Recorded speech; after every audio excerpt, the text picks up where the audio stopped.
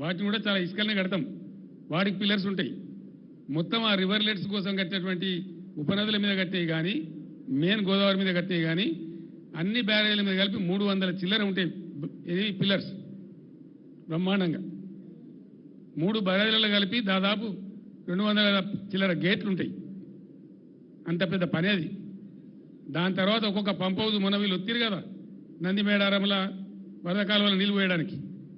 కాళేశ్వరం అయిపోయింది, మరి ఆ పంప్ ఎందుకు వచ్చినావు? మరి నేను అడుగుతా ఉన్నా, ఎట్లా వచ్చినాయి నీళ్ళు? మరి ఎందుకో వచ్చే కాళేశ్వరం లేనిదే వచ్చినాయా? మేమేం చేసినాం? మీలాగా లత్కోర పని చేయలే. మేము కడుతుంటే కాళేశ్వరం ప్రాజెక్టు కడతా ఉంటే 2 బ్యారేజీలు తెలంగాణ కాంగ్రెస్ నాయకుల యొక్క అసమర్థత వల్ల సమైక్య పాలకులు పెండింగ్లో పెట్టిన దశాబ్దాల తరబడి. ఇవి ఇక్కడ మిడ్మానేర్ ప్రాజెక్టు అసంపూర్తిగా పెట్టిండ్రు. అక్కడ ఎల్లంపల్లి బారాజ్ అసంపూర్తిగా పెట్టిండ్రు. వాటిని మేము అగమేఘాల మీద కంప్లీట్ చేస్తూ ఉన్నాం. ఒక సీజన్లో మేము పనిచేస్తూ ఉంటే, కట్ట నింపుతూ ఉంటే, మాచారెడ్డి మండలంలో 25 సెంటీమీటర్ల వర్షం కురిసి పెద్ద వరద మానేరు వాగులు వచ్చేసి ఆ మిడ్మానేర్ కట్ట కొట్టుకొని పీకినారు. అది కట్టినోడు ఎవడండి? ఇవాళ అడ్డం పొడుగు మాట్లాడే కోమటిరెడ్డి వెంకటరెడ్డి మంత్రి, ఇవాళ మంత్రి. వాళ్ళ కంపెనీ, వాళ్ళ అమ్మ పేరు మీద ఉండే కంపెనీ వాళ్ళు కట్టిండ్రు. మేము మీ లెక్క చిల్లరగాల లెక్క వ్యవసాయం. మేము ఏమనుకున్నాం ఆ రోజు? మేఘాల మీద కాళేశ్వరం కంప్లీట్ కావాలి, రైతులకు నీళ్లు రావాలి, ఎంత తొందరగా వస్తే అంత మంచిది, మంచినీటి బాధ పోవాలి, సాగునీటి బాధ పోవాలి రాష్ట్రంలో అని ఆరాటపడ్డాం తప్ప మేము ఆనాడు కోమటిరెడ్డి కంపెనీ మీద కేసు పెట్టలే. మేము పెట్టకపోదుమా, అని జైలు లేకపోదుమా? మీ లెక్క చిల్లర కథ వాడానంటే ఆ రోజు ప్రభుత్వం మా చేతిలో లేకుండానా? ఏలే, మేము ఆ చిల్లర పని చేయలేం మీలాగా.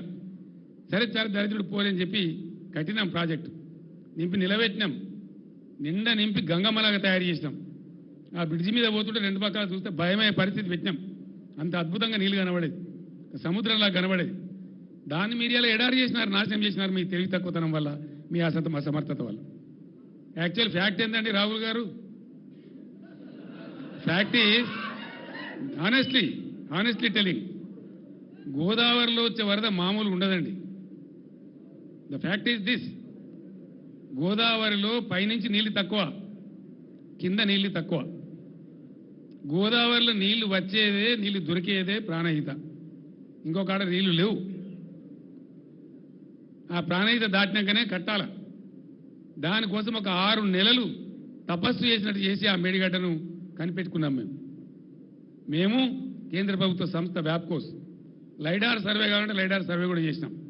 దాని డిజైన్ ఏంది అసలు వీళ్ళకి తెలుసా? వీళ్ళకి డిజైన్ గురించి అవగాహన ఉందా? ఏంది డిజైన్ ఏందండి? యాక్చువల్గా మేడిగడ్డ బరాజులో